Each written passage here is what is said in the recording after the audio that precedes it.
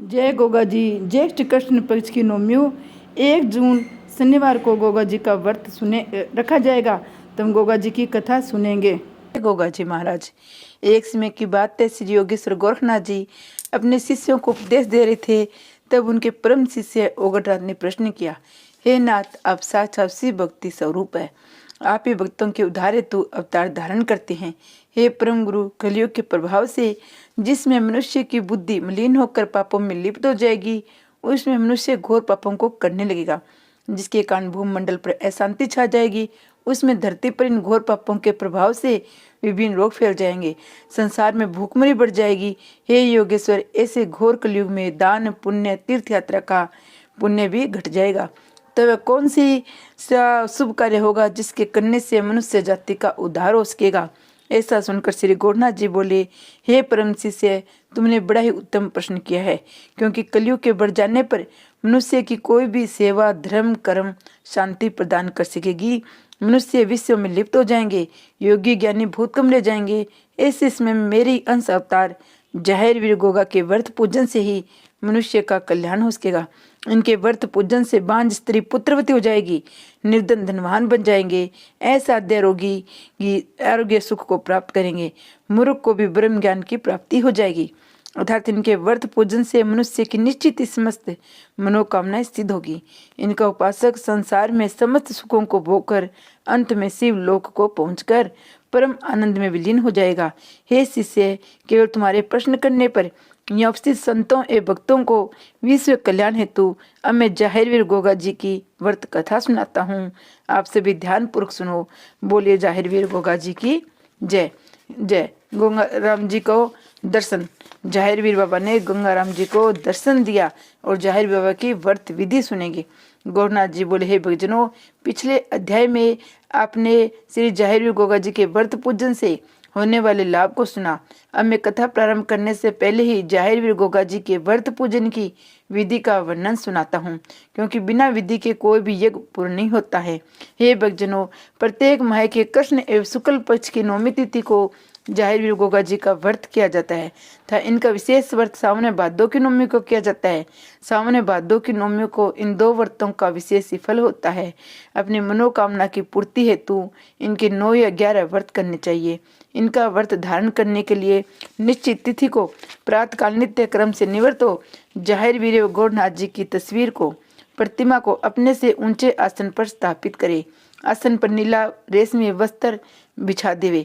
प्रतिमा के पास एक छोटा सा नीला झंडा खड़ा करे। बाद में घी का दीपक धूप बत्ती अगरबत्ती जलाकर फल पुष्प गंध आदि से उनका श्री पूजन करे। पूजन में सिर जाहिर चालीसा स्तोत्र कथा आरती एवं जाहिर मंत्रों से पूजन करे। संकल्प करे, ए जाहिर बाबा, मैं आपकी कृपा पाने के लिए आपका व्रत धारण करता हूँ।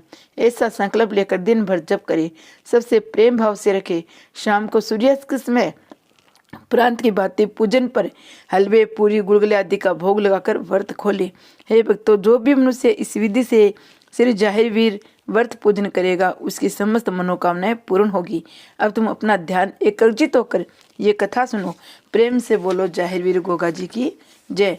गंगाराम को जाहिर दर्शन। गोरखनाथ जी बोले, हे भक्तों, अब मैं सर्वप्रथम तुम्हें जाहिरवीर के कलयुग में प्रकट होने की कथा सुनाता हूँ। एक दिन की बात है, श्री जाहिरवीर गोगा जी ने अपनी योग माया से नागों के नाग ताकि नाग को बुलाया। स्वयं भी नाग रूप धारण कर रात्रि में गंगाराम को स्वप्न में जाकर नाग रूप में दर्शन दिए। ये देखकर गंगाराम घबरा गया। तब जाहिरवीर ने अपना वास्तविक स्वरूप गंगाराम को दिखाते हुए कहा, हे भगत, तुम डरो मत, मैं जाहिरवीर हूँ। तुमसे जो कुछ मैं कहता हूँ उसे ध्यान से सुनो। हे भगत, देवानगर के क्षेत्र में जहाँ मैंने समाधि ली है, मेरा व्रत धारण कर तुम वहाँ मेरी मेढ़ी बनवाओ। वहाँ मेरा मेला बनवाना शुरू करो।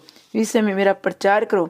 जो भी मेरी मेढ़ी पर आकर नीला निशान चढ़ाएगा, जो मेरा नेजा व छड़ी बनाकर उनकी पूजा करेगा, घर घर मेरी जोत जलाएगा, वह मेरा प्रसिद्ध भगत कहा जाएगा।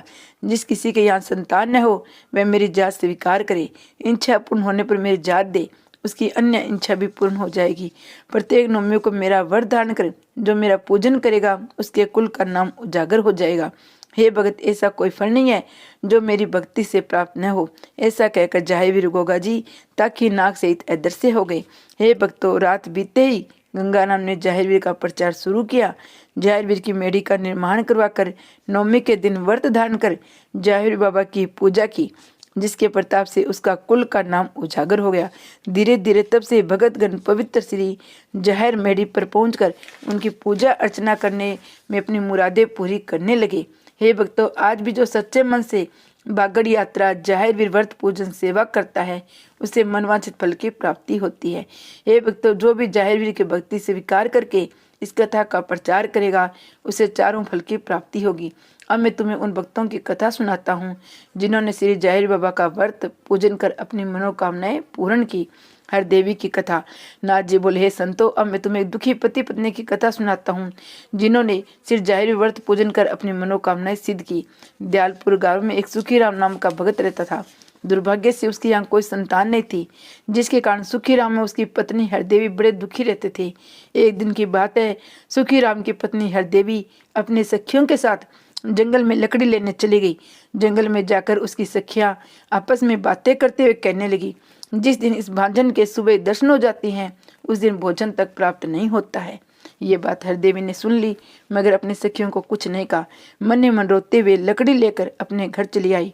शाम के समय जब उसका पति मजदूरी करके घर आया तो देवी ने यह बात अपने पति को सुनाई। सुखीराम ये सुनकर बहुत दुखी हुआ। भगवान से प्रार्थना की, हे भगवान, हमारे या तू एक संतान देकर हमारे सिर से पुत्रहीन होने का कलंक दूर कर दो। ये कहकर दोनों सो गए। सुबह भगवान की प्रेरणा से जाहिर बाबा जोगी का वेश बनाकर हाथ में डमरू लेकर जाहिर गाथा गाते हुए भिक्षा मांगने के बहाने उनके घर आए।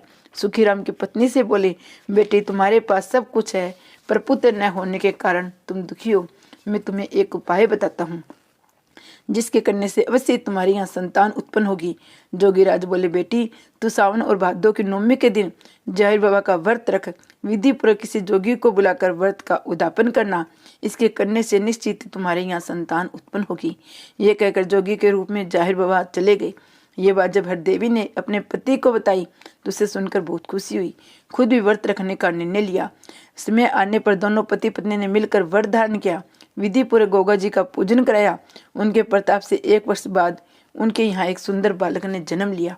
हे भक्तों, जो भी जाहिर वीर का व्रत धारण करके इस कथा को सुनाएगा उसकी समस्त मनोकामनाएं पूर्ण होगी।